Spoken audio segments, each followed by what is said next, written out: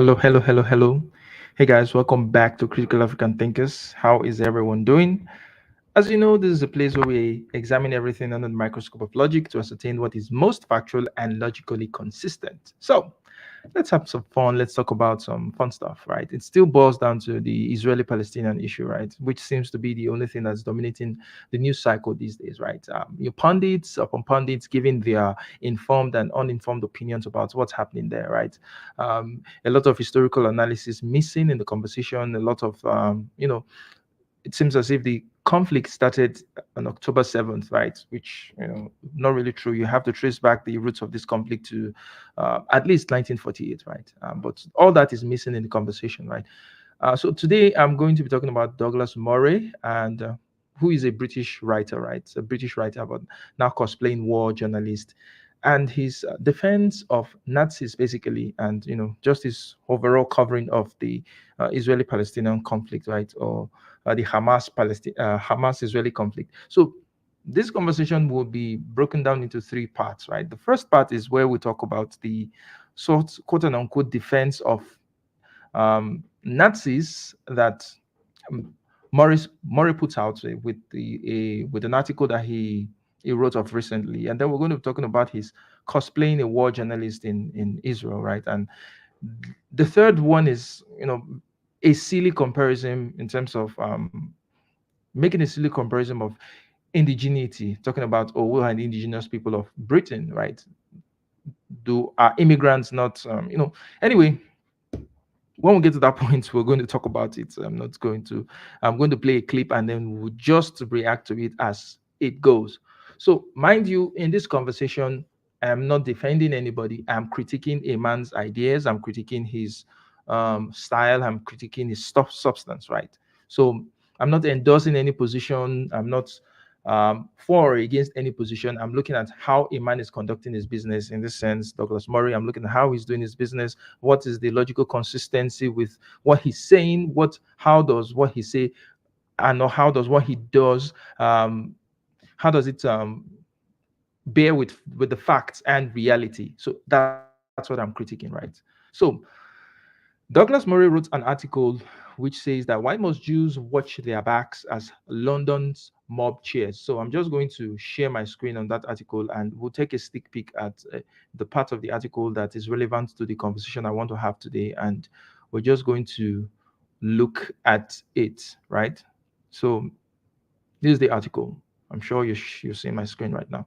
So it says, amongst other things, right? So there's some part of it that might not be relevant to this conversation, but let me read this part, which is what got my attention. He said, as I said, after watching at the Israeli embassy the other day, the unedited footage of the massacre, this is one occasion when saying that some people are worse than the Nazis is not hyperbole. Okay, so what happened in October 7th is indefensible. It's crazy. It's it's evil. There are no words. It's condemnable. There are no words to describe what happened on October 7th, right? The fact that you can go and kill civilians, totally not acceptable. I can understand that both sides are enemies, both sides are at war. Military targets, military personnel, well, if they kill military personnel, that's a go. I mean, they're soldiers of both sides. Soldiers kill each other. That's not really my business. But when you take it to the point of killing civilians, then that's where I draw the line. That's a problem, right? But I never thought we would get to a day where people would ever make a defense of Nazis, right? Where people would say, oh, the Nazis weren't that bad because, one of these, because of one issue or the other, the Nazi, where people would basically become apologetics for Nazis. And I'm going to read why he thinks that, okay, Hamas is worse than the Nazis, or at least the Nazis are better than, Hamas. So he says, average members of the SS and other killing units of Hitler's were rarely proud of their average day's work. Very few felt that shooting Jews in the back of the head all day and kicking their bodies into pits was where their own lives had meant to end up.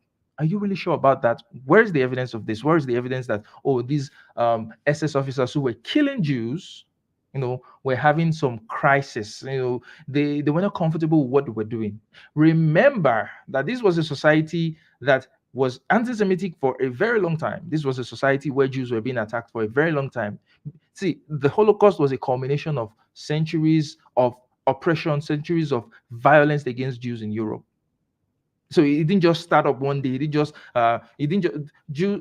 Germans did not just wake up one day. The SS officers did not just wake up one day and just start hating on Jews. Even in the night of broken glass, where Jewish businesses were attacked, Jews were killed, their shops were broken, looted, burnt. Do you think they were having a crisis of humanity doing all that? No, they were not. They did those things gleefully. They wanted to solve, quote unquote, the Jewish problem. Okay, so this idea that they had to numb themselves with alcohol to forget the horrors. How do you kill 6 million people and just chuck it down to alcohol and say, you know what, I didn't know what I was doing. I was just obeying commands from higher authority. I was just, I didn't do it of my own volition. No, they were just as the officer was, the soldier was pulling the gun, is just as complicit as the man up there, just as complicit as Hitler in Holocaust. But here is Douglas Murray saying that Nazis weren't that bad because, and this is a trend that I see amongst some right wingers. Right now, I say this, you guys are going to come for me and saying I'm hitting on right wing people. No, really, but it's something I've seen with right wingers. Jordan Peterson essentially made the same argument, that somehow, because the Nazis did not kill as much as the communists, somehow the Nazis are better. And you get to ask yourself, why are these guys making Nazi apologetics? Why are they making that Nazi apologetics? Why in the world would they think that a people who killed 6 million Jews, not just 6 million Jews, because they also killed gypsies, they killed homosexuals, right? They sterilized black people. They were responsible for the millions of deaths that happened in World War II, right? Somehow there's some redeeming quality about these people that they were not just they didn't like doing what they were doing, so they had to numb themselves with alcohol. That's BS. It's all bullshit, right? Now, going back, he said many spent their evenings getting blind drunk to try to forget. Nazi commanders had to worry about staff morale. Oh, what kind of morale? The morale of killing people. They had to worry about the morale of, the officers not wanting to kill people. When the war ended, this is the craziest one. This is really the craziest one. He said, when the war ended, the Nazis tried to pretend that Treblinka and other death camps never existed, or presumably because they were ashamed of what they did. No, they were trying to prevent, being tried for war crimes. They were trying to hide the evidence of everything that they did. These are people who experimented on human beings, on Jews, injected them with diseases and carried out experiments on them. And you're saying, somehow Hamas is worse than these people.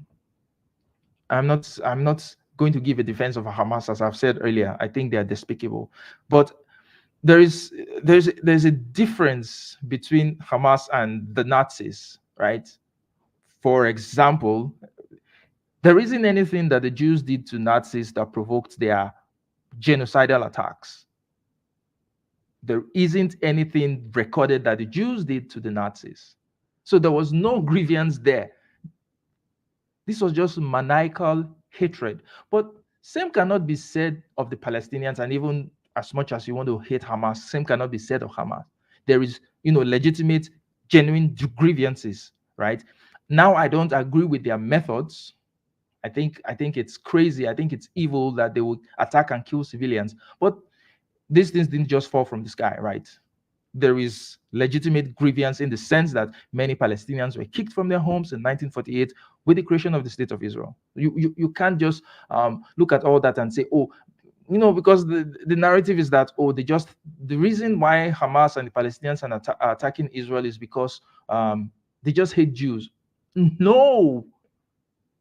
Jews have lived in Muslim countries for centuries. And although they were still treated like, second-class citizens, I'm not going to doubt that, they were not genocided the way they were genocided in Christian Europe. Because if they were, Jews would not be trying to flee Europe to go to where?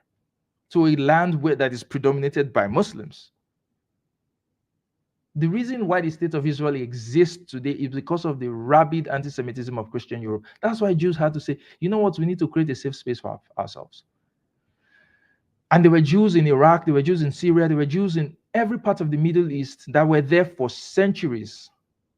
Many of them had to leave because of the creation of the state of Israel, because there was retaliations against them due to the fact that Israel had kicked out Arabs, right? And then there was also overt. There was this overt campaign by Israel to get as much Jews to come into Israel. So it wasn't just one-sided. Israel wanted Jews to come, and they encouraged Jews. They lifted Jews from different parts of the world. They wanted Jews to come to Israel, right? But all that is missing in this. All that is missing, and you're looking at what the Palestinians are doing, and even say Hamas, what they are doing, and you're equating it, or even say it's worse than what the Nazis are doing. The Jews didn't do anything to Nazis, but Israel is an occupying force. And I would say again, what Hamas did is terrible, and it's even, it's watering down their claim. It's making it harder for them to get what they actually want. But it didn't just fall from the sky. That's basically what I'm trying to talk about. All right. So that was Douglas Murray, and that is his analysis on that. Now, the second point I want to talk about was his cosplaying of war journalist, right? And you will see what he did, right? Now, somehow, this guy was having a conversation with, a live conversation with Piers Morgan. Very dramatic. He's in a war zone. He's putting on this this vest. He's putting on press, but he's in a relatively safe part of the conflict. He's not in any real danger, but he's going to act some drama for us to show us if he's in some sort of danger. Reports have shown that at least one journalist is killed in Gaza every day since this conflict has started. And here is this Westerner coming to play war journalist and act as if his life is in danger. You just watch and see what happens, and see the inconsistency of what happened. Watch where he looks at when he first claims that a rocket was being fired into Israel, and look at where he looks at again when he's concluding this conversation. I can tell you one thing: the comparison between Hamas and the Nazis is insufficient. And sorry, there's an incoming.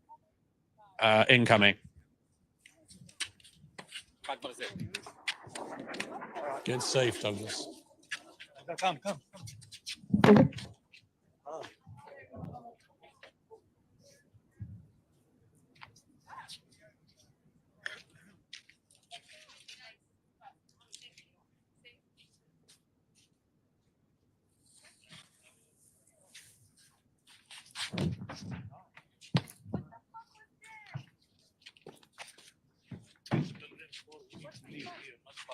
Are you okay, Douglas?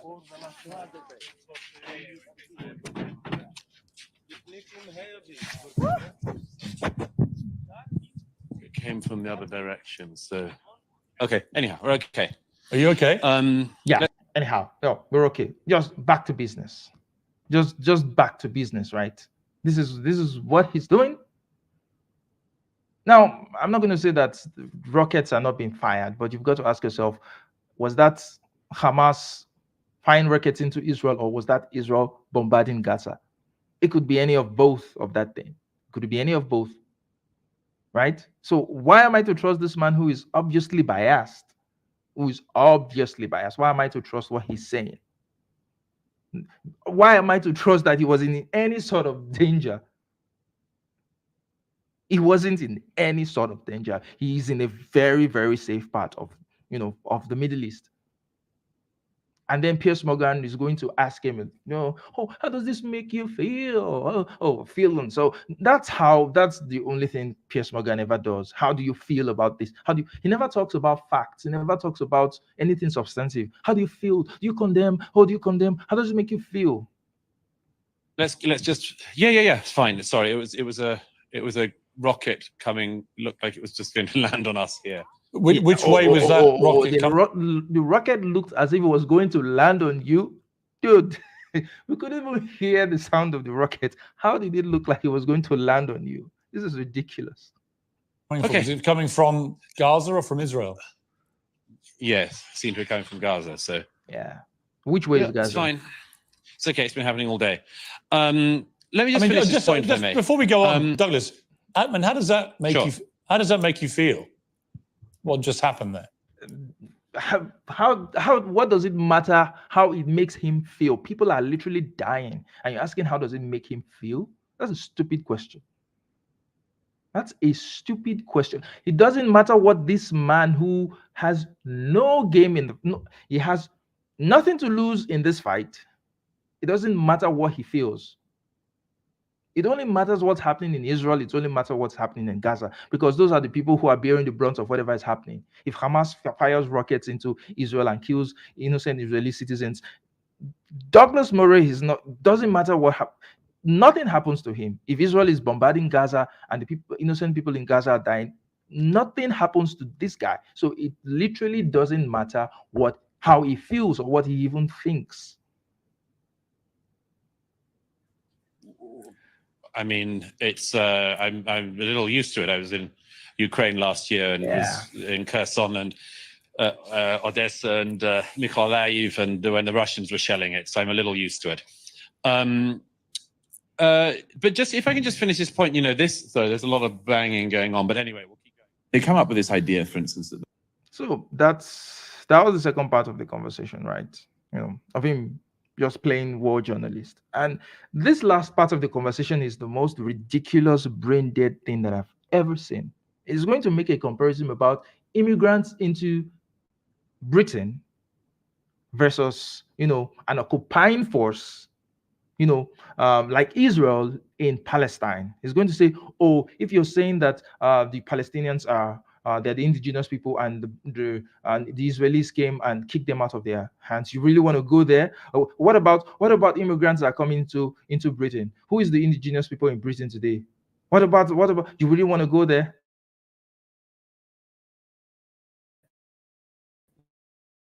Yes. Actually, we really want to go there to show you. who were moved out. The Palestinians and the Jews, the Israelis, the Zionists. And this The Palestinians are indigenous people, right? And historical analysis, genetic analysis have shown that the Palestinians are descended for people who have been there for centuries. Many of these Palestinians are not even Arab. Many of them are actually descended from Jews who stayed back after the Romans sacked Jerusalem in 70 AD. If you look at an Iraqi Jew, or if you even look at most Jews, if you look at the not the Ashkenazi Jew, if you look at the Mizrahi Jews and you look at Palestinians, you cannot tell them apart, because they are literally the same people, just because they are practicing a different religion. They're literally the same people. Yes, they are indigenous to that land. It wasn't just Arabs coming in to replace, to push out Jews. No, those were people whose ancestors have lived there for thousands of years. But even if that's not the case, even if these were Arabs that have come, they've lived in the land for nothing less than 2,000 years. And the state and the kingdom of Israel has not existed for at least 3,000 years. So are you going to tell me that people who came in 1948 have as much claim to the land than people who were there for the last 2,000 years or the last 3,000 years, just because they are of a certain religion? Does it make any sense? People want to frame Israel as Jews returning home.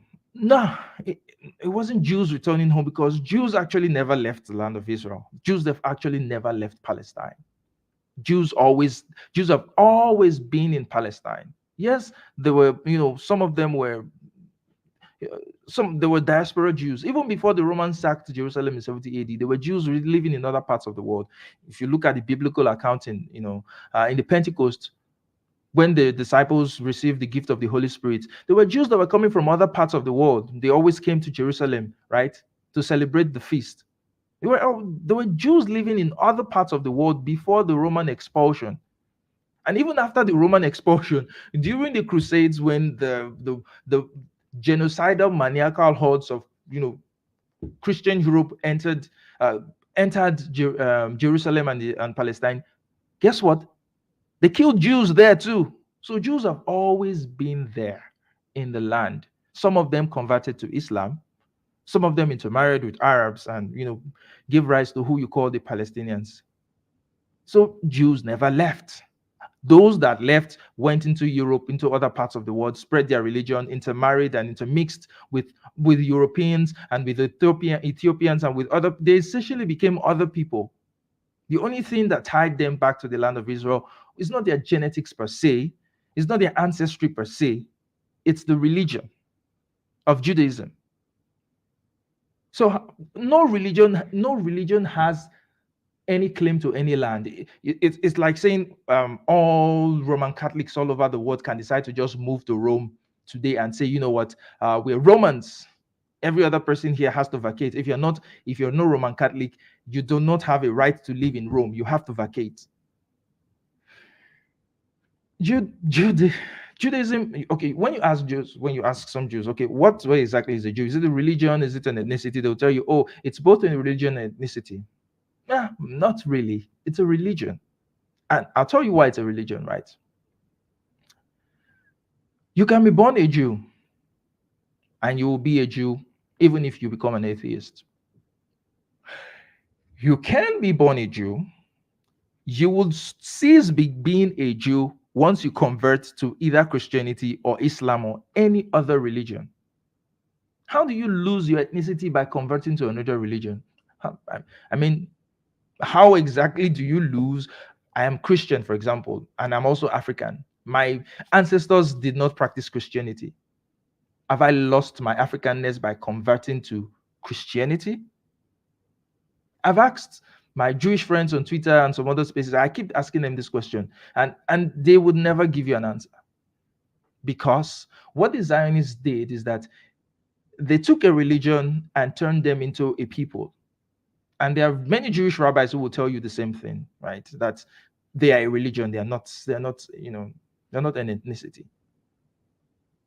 So there was even a case where a Jewish man who had converted to Christianity was denied citizenship, was denied aliyah, right? Which is the right of return of all Jews to the land of Israel, right? Any Jew anywhere in the world can emigrate to Israel and get citizenship, right? Because Israel is the land of Jews. However, the Supreme Court ruled against this man that he could not become a citizen of Israel, even though he was born a Jew, because he had converted to Christianity.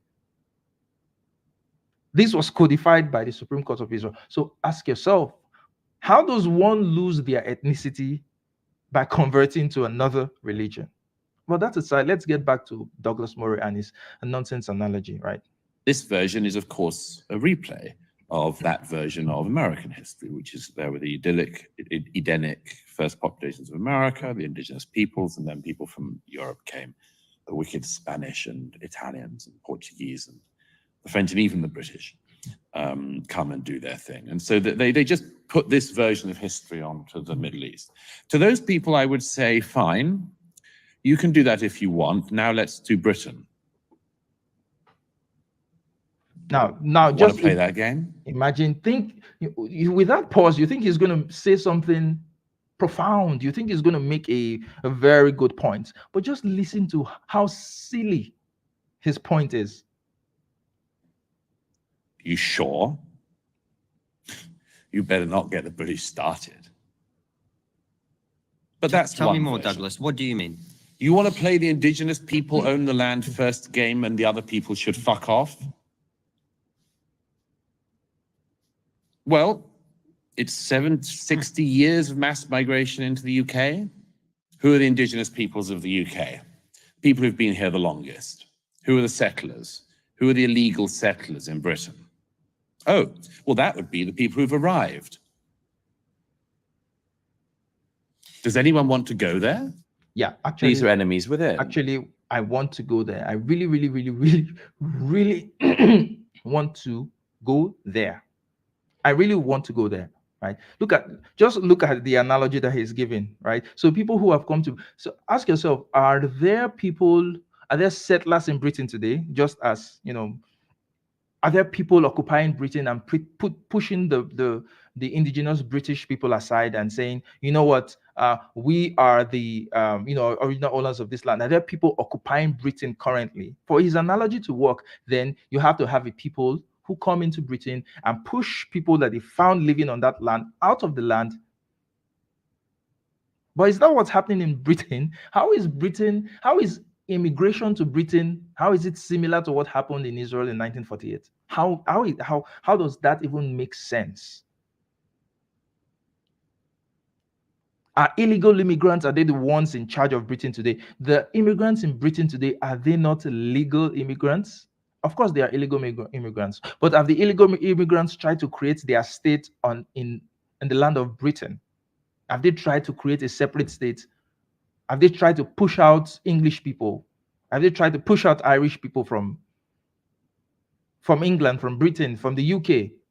Have they tried to do that and create their own state that is exclusive? Have Africans gone to Britain and said, we're going to carve out this area and we're going to create a state here for Black people, for African people, and all the British people in these parts have to vacate their homes? Have Arabs done that? Have Asians done that? This guy is just looking at legal migration and bitching about it. There is no comparison to what happened in 1948 in Israel/Palestine with immigration going on in Britain. And by the way, the British went around the world fucking people's countries up. The British went around the world causing so many of the problems we have in Africa today is because of the way the British drew the maps, drawing people that don't even belong to each other and merging them into one country and exploiting countries for centuries, which in a way they still do. So the nerve of Douglas Murray to have this sort of moral outrage over immigration, which, by the way, most of it is legal. There are tons of Nigerians that immigrate to the UK, and Nigerian money is literally funding the schools in the UK because Nigerians that are going over there, they are paying hell to study. You think the government is going to stop that? You think the UK government is going to stop immigrants that are paying so much to these schools? You think you're going to stop that? These people are not there illegally. These people are there legally.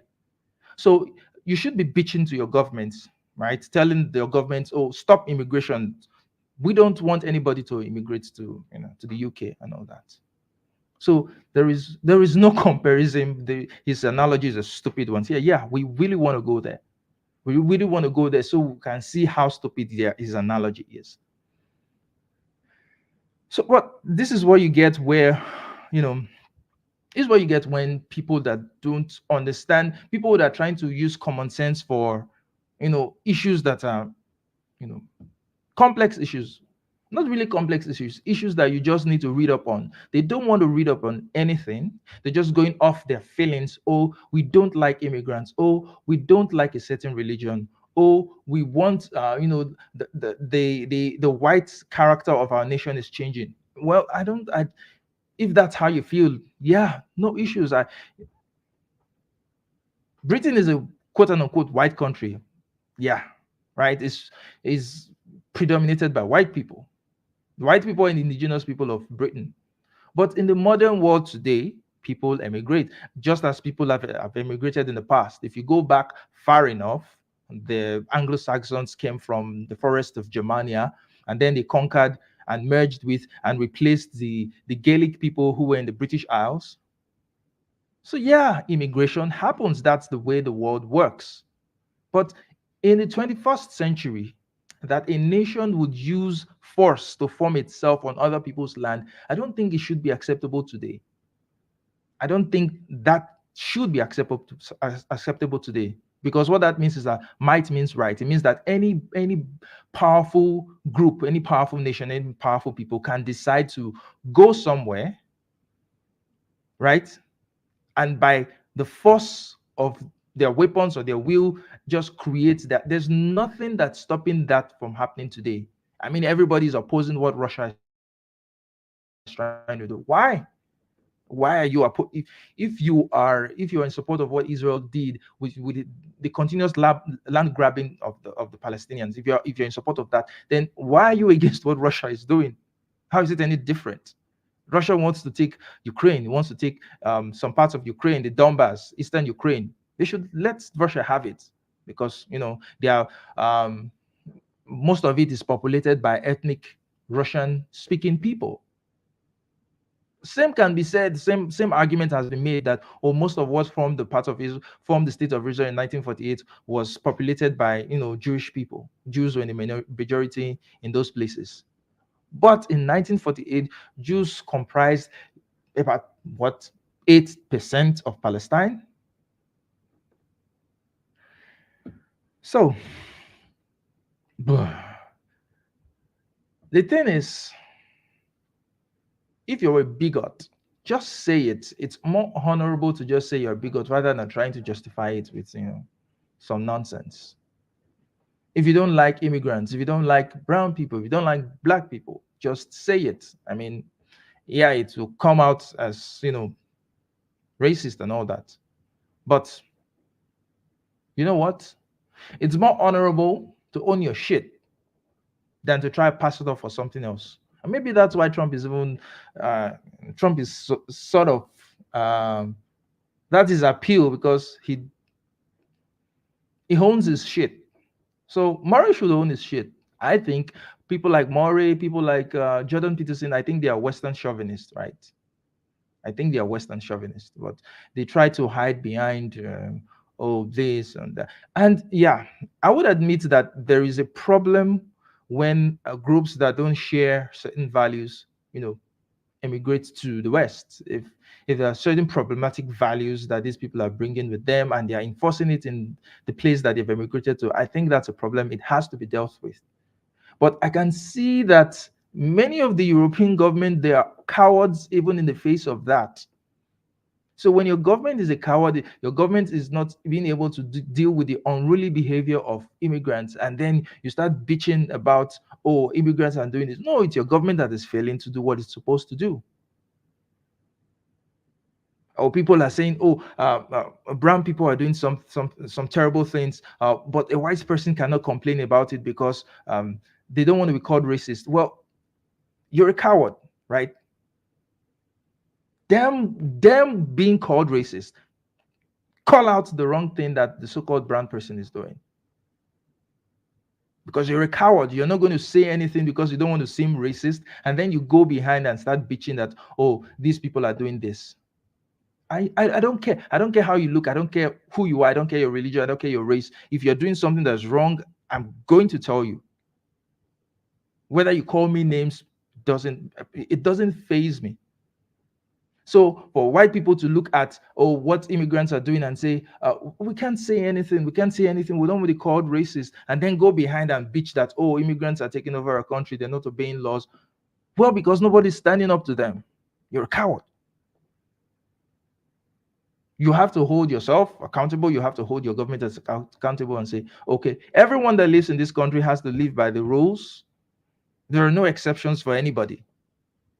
But by not speaking out, you have already made exceptions.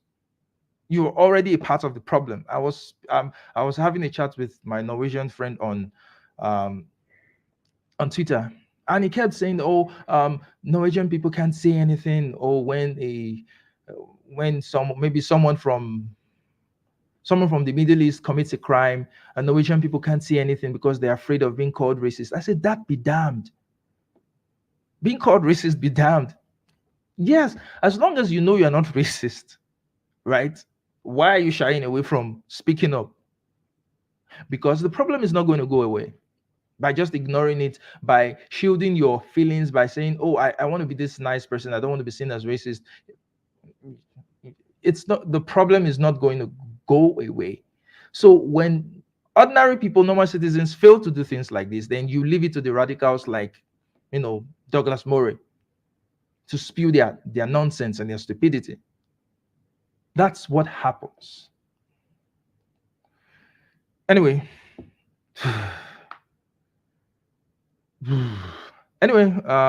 maybe I'll just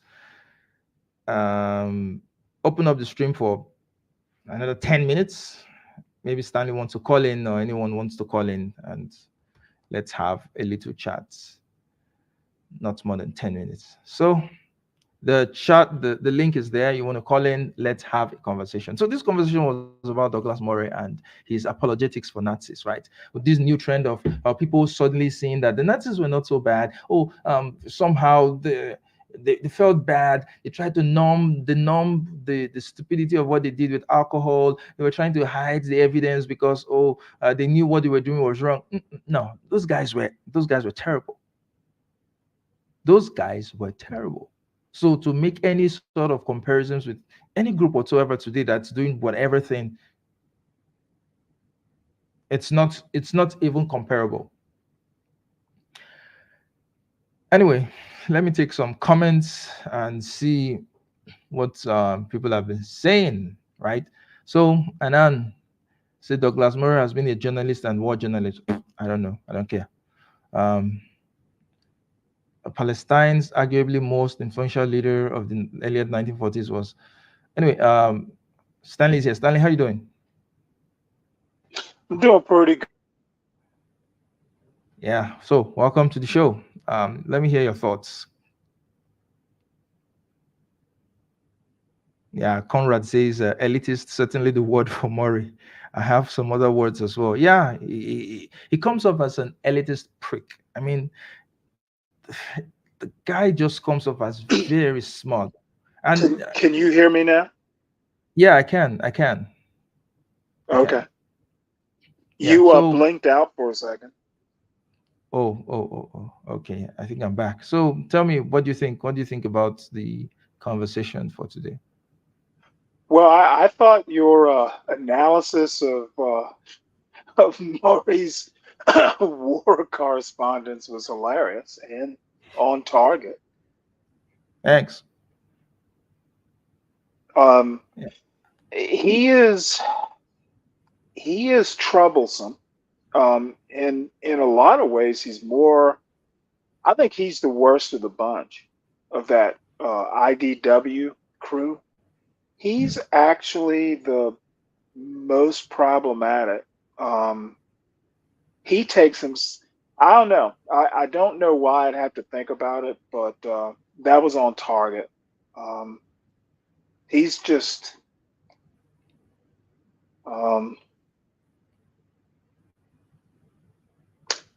I'm hoping that he doesn't have a lot of fans.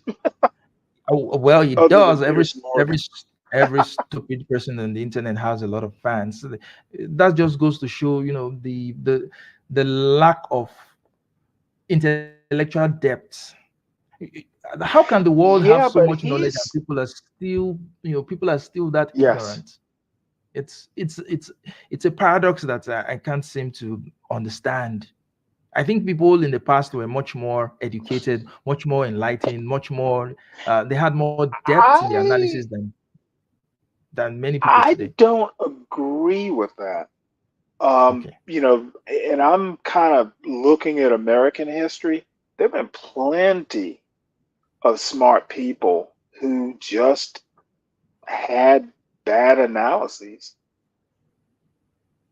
Yep. So, I don't think it's education as much as just upbringing, outlook.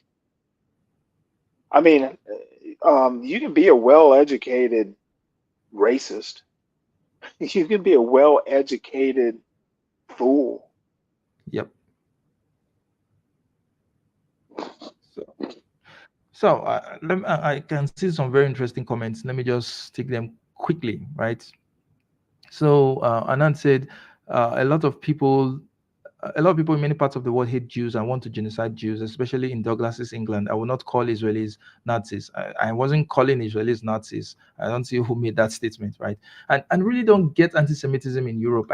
Even today, I don't get it. It's stupid, right? Why would just hate people for no reason?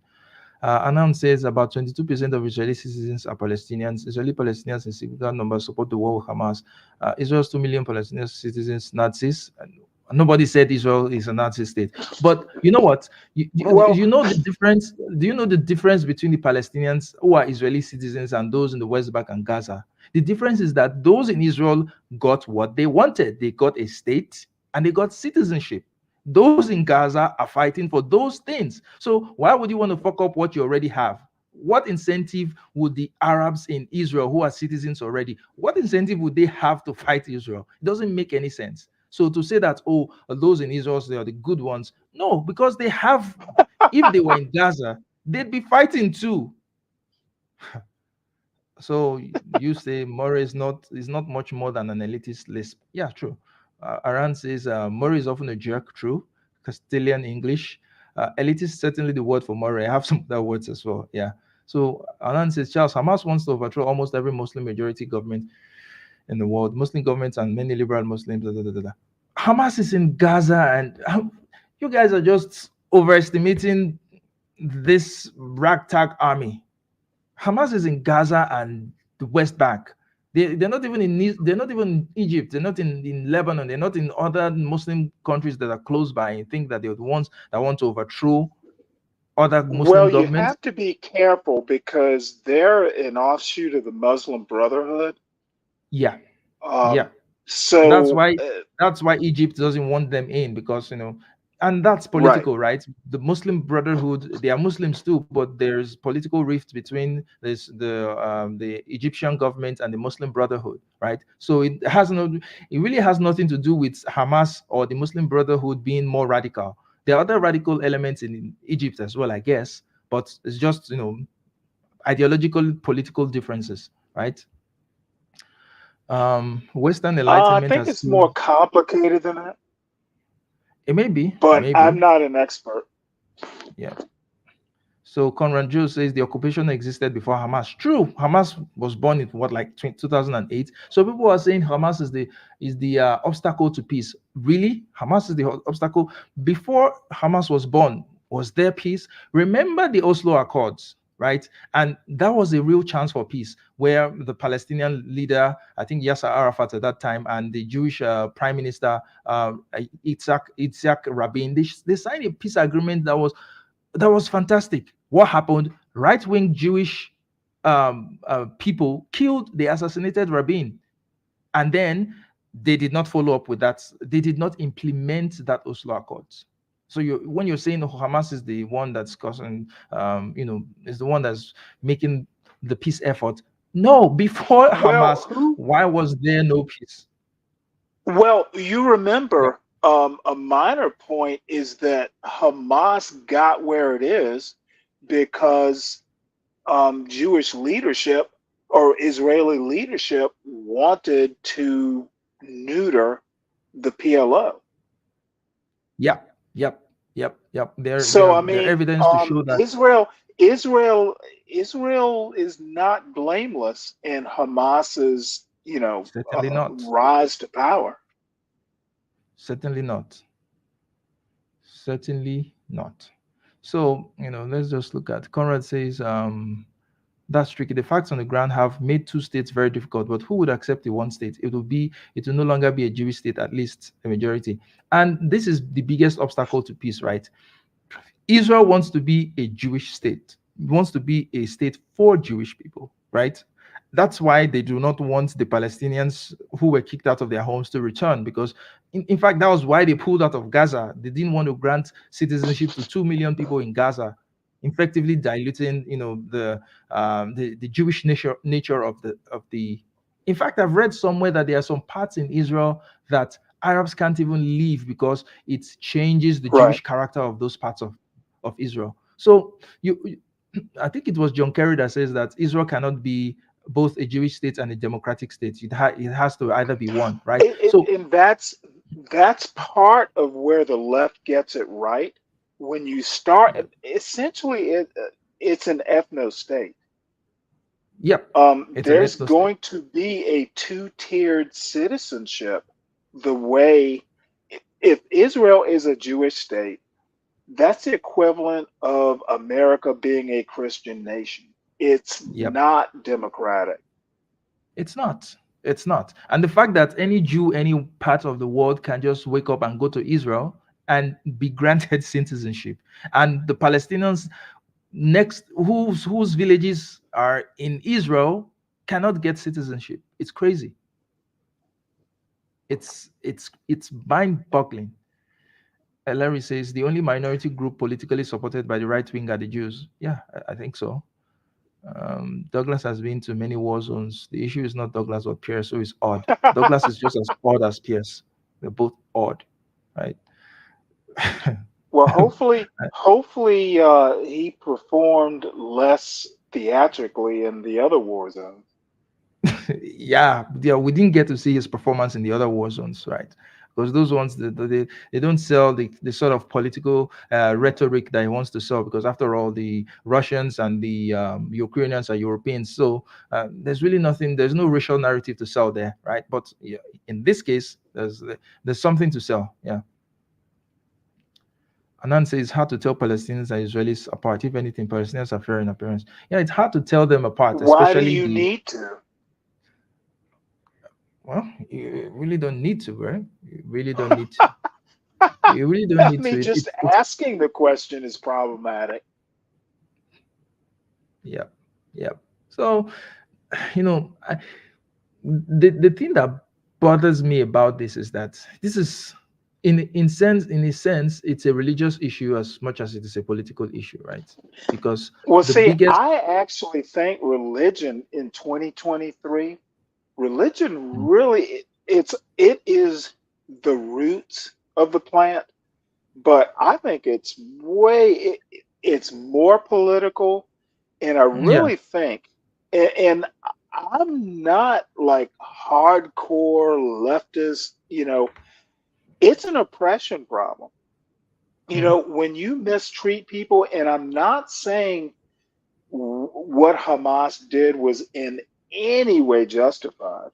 And yeah. I've got something I'm going to send you, which was an interesting thing I heard the other day. But bottom line is, when you oppress people to this extent, they're going to act out. Mm. It doesn't justify it. There's never a reason to do what Hamas did. However, you can't be surprised that extremists are going to be extreme. You put people in a pressure cooker, the most volatile elements are going to explode. I mean, if So, you look at the South African case, right? If you look at Nelson Mandela and the ANC, who were termed terrorists, right?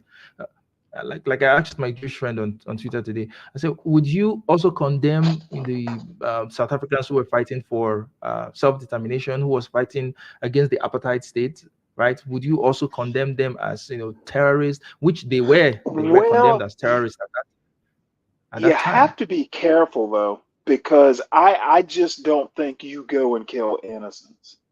Yeah, yeah. That's a line that should never be crossed. There's fighting, and there's blowing up ammo dumps or stuff, but Yep. Hamas didn't win friends and influence people. Yeah, no. Charles, as you're aware, the Zulus had attacked Nelson Mandela and killed many of his people. But Nelson Mandela, how did he respond to that? Did he go around killing thousands of other South African black people, like the way Hamas has killed thousands of Palestinians? Did he do that? Well, they that's certainly did not just fold their arms. There was some sort of fighting done by the ANC as well. So the scale might be different, but what I'm saying is, did they slaughter huge numbers of quote black unquote South Africans I'm not aware during that the they did resistance any struggle? sort of Exactly, and that's the difference between him and Hamas, because Hamas has killed thousands of Palestinians. no. The difference between ANC and Hamas is not only geography, it's history, it's politics, and a bunch of other things. Making these sorts of comparisons is perilous. Yep. People So yeah, need to be judged, groups need to be judged on their own merits. Yep. True. So my biggest issue with Hamas and the way it's conducting its business is targeting of civilians. That's a no-no. I wouldn't have an issue if they targeted Israeli military outfits, soldiers. It's a war. Soldiers kill each other in war. That's a business. And besides, both sides have been in war for decades. They never declared the war never ended, right? It was a ceasefire, which both sides have been breaking throughout the years. And this is not going to be the last time that they're going to break ceasefires. The conflict will end shortly, maybe in the next couple of months, but give it 2-3 years, they're going to do something as crazy as this again. It's the way that region has always been. So Hamas has to, I don't know.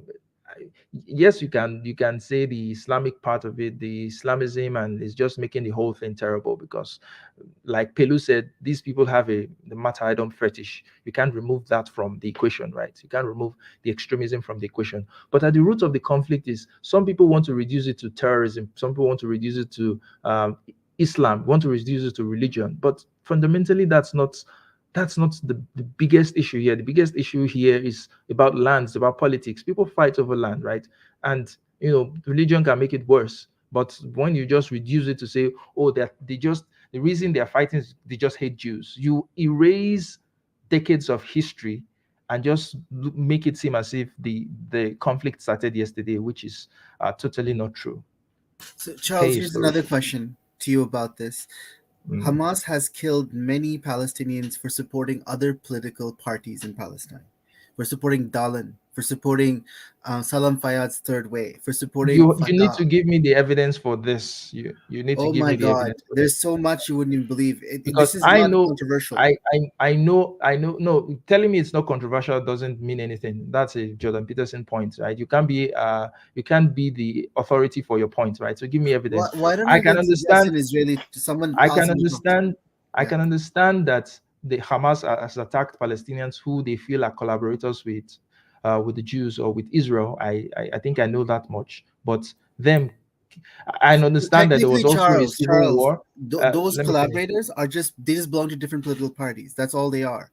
I also understand there was a war between, I think, the PA and Hamas, a civil war which Hamas won. Civil wars happen all the time. People within a certain territory, they will still fight. It's nothing out of the ordinary, right? It's nothing out of the ordinary. It is out of the ordinary. I'm trying to figure out what is your point about Hamas killing Palestinians over religious reasons and other reasons too. What exactly is your point? This is the reason that even in the last 2 weeks there have been large demonstrations in Gaza by Gazans protesting Hamas at great risk. Okay, but no one seeks to make, at least I don't seek to put Hamas in a good light. And there's another point, Charles. I mean, you're aware that if you're a member of Hamas and you live in almost any Muslim majority country, you will probably be surveilled and arrested as a terrorist, right? That's not typical. Like if you're a member of the Palestinian Authority or Salam Fayyad's group or Dalan's group and you're a Palestinian, they're not going to arrest you on the spot as a terrorist in another Muslim majority country. So ask yourself why that is. What do the Muslim world know about Hamas? Right? Okay, that has nothing to do with this. Israel isn't. You're mixing apples and oranges logically here. Anyway, so what does Hamas in other Muslim countries have to do with this conflict?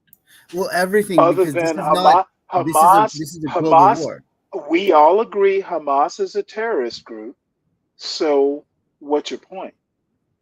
Because this war is really a global war. How did Hamas get an army of 50,000 people, train them?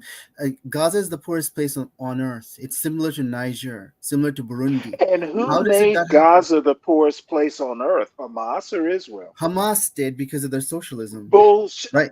No. Israel had is Israel not socialist as well?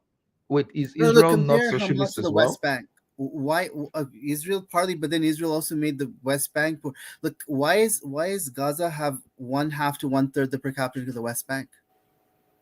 Because the West Bank isn't run by Hamas. Exactly, that's the point. Okay, so essentially what you're saying is Gaza is being oppressed because 17 years ago they elected Hamas? Well, it's That not. sounds No, like look, vindictiveness. it's more than that. There was a civil war in which Israel quietly helped Hamas win in Gaza. Now, Okay, again, Hamas you're was defeated in the skirting West my Bank question. My question is, why is Gaza treated differently than the West Bank? If the because Hamas answer rules it. is okay, so Gazans are being punished for their selection of government 17 years ago. Well, they Is that didn't what you're select saying? Hamas, is what my point. They They were voted. They did. no, you're talking about an election that happened in January 2006. There was no other election after that, Yes, and that too a absolutely. And they're plurality, a still slight being plurality. punished. Gaza is still being punished 17 years later. Yeah, but it's not Gaza. Correct? It was people in the West Bank who voted for them too. Look, it's not. You cannot blame Gazans for that event because there was no Right. election And to undo that. Israel shouldn't be blaming Gazans. Well, I'd agree because actually that's a problem. Israel needs to distinguish between It's Hamas a and huge Gazans. problem. Oh, but see, here's a question for you, Charles. You're aware that in Gaza they have almost no tax revenue. Nigeria has tax revenue. You know how they pay for everything in Gaza, including the healthcare system, education. You know that Gaza hasn't paid anything for electricity since 2007. You know how everything is paid I'm for? not aware. How? How? Foreigners pay for How? everything in Gaza in grants. There's And nothing. that's There's no because organic economy. Gaza is the poorest place on earth and Right. they can't make money. Why can't they make money, Charles? Well, they can sell things, but the I'm problem is sorry. they don't No, make things not to that, sell Charles. anymore. Right. And why are they so economically? I thought we covered this. They Because are they're being ruled by punished. Hamas. That's They why. are being punished because of their leadership that they voted for 17 years ago. And I just don't agree that Israel has been vindictive. Well, that part is They true. have I'm not giving you a different they point. have not been creative in solving the problem. They have literally just said, "Hey, we're going to put a foot on Gaza's neck and eventually they're going to go uncle." Yep. Well, And it there didn't are other happen. problems going on which are separate from that in Gaza. So, for example, Gaza imports 54% of GDP, far more than Nigeria imports as a percentage of their economy. They only export 6.7%. Nigeria isn't being Wait, oppressed by wait. Israel. Let's we are going to draw this conversation to a close. Maybe we'll talk about this some other time, but I don't want to pass this time. But the point here is those are different issues, right? Yeah, Gaza can It's have a the same terrible issue, government. We Charles. can It's the same issue. no You cannot separate Adan, them. listen to me, let me finish my point, right? Gaza has Hamas is a terrible government. They're terrible at the economy, they're terrible at every other thing, right? That's a separate issue. We can knock Hamas over the head for that. We're talking about the occupation. We're talking about the disenfranchisement of people in Gaza. We're talking about Yeah.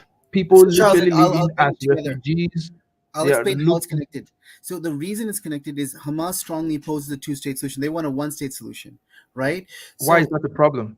no, let me explain. Because of how they govern Gaza. 1 minute That's to why explain. any support in Israel for the one-state solution has been greatly weakened because Israelis don't want to be ruled the way Hamas rules Gaza, right? And And also what makes you think that Hamas is going to rule Israel? because in a one-state solution, isn't that what would happen? That's what Nope. Hamas. But Maybe Hamas, the that's what they want. PLA. Let me give you an That's what their example. Let me give you an negotiations are for. example. Let me give you an example, right? The Ashkenazi Jews are like they're not the majority in Israel, right? But every prime minister in Israel has been Ashkenazi. So it's very possible for a minority to still hold most of the political power. And even if the Palestinians become a part of Israel today, there is no way that the Palestinians are going to take over the political machinery. No freaking way.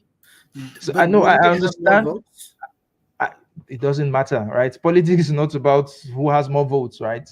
Anyway, this would be where Well, we'll I draw this think, Charles, conversation. there's also another question, right? So you're Yeah, aware but that I No, can't. I'll go very I can't quick. entertain. I In the can't Ottoman entertain that Empire, as you're controversy. aware, it was legal to be a male homosexual, right? And there was a When violation did the Totally Ottoman irrelevant. Empire Totally in cease irrelevant. to Palestine. exist? No, Totally not relevant to it this is no, it is conversation. 100% relevant because that's why there's a problem. The gay issue is central to. Okay. So what Okay, does and we are going to have that conversation Hamas some other wants time. Sharia I law in need to Israel, end. and that's I need part of the to end. negotiations. I need to end this stream now. So thank you very much, Anan, and everyone that came for the stream. Thank you very much, Stanley. I will catch you guys in another live stream. It's bye for now.